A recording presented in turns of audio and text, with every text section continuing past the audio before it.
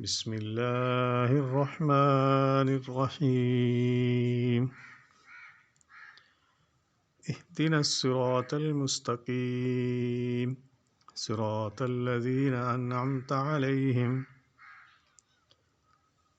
اے اللہ، ہمیں سیدھا راستہ دکھا اور ہم تیری ہی عبادت کرتے ہیں، اور وہ راستہ نہ دکھا جس پہ غضب ہوا ہو۔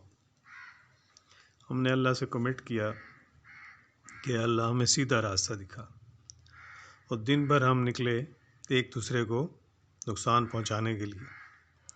مجھے بتائیں کہ آپ کا وہ کمٹ کدھر گیا؟ اب ہم نمازیں پڑھتے ہیں، ہر رکعت میں ہم اللہ سے وعدہ کرتے ہیں، اللہ سے دعا مانگتے ہیں کہ ہمیں سیدھا راستہ دکھا اور ہم تیری ہی عبادت کرتے ہیں۔ عبادت کا کیا مطلب ہے؟ نافرمانی۔ 4 رکعتیں صبح کی لگا لیں، 4 ظہر کی لگا لیں، فرض کی بات کر رہا ہوں، 4 عصر کی لگا لیں، 12، 3 مغرب کی لگا لیں، 12، 3، 15، اور 4 عشاء کی لگا لیں،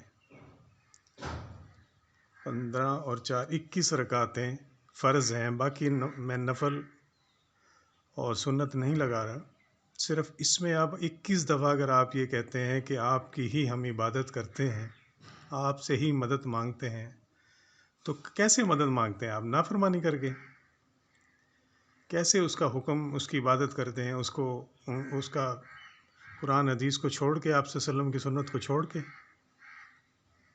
ایسا کیسا ہو سکتا ہے؟ ہم اپنے آپ کو کیسا آرام پولائٹ طریقے سے دھوکہ دے رہے ہیں، اور ہم نے، ہمارے بزرگ، ہمارے ماں باپ، ہمارے دادا، ہمارے پردادا، ہمارے اہل عیال سب چلے گئے ہیں، اس کا بھی یقین ہے کہ ہم نے جانا ہے۔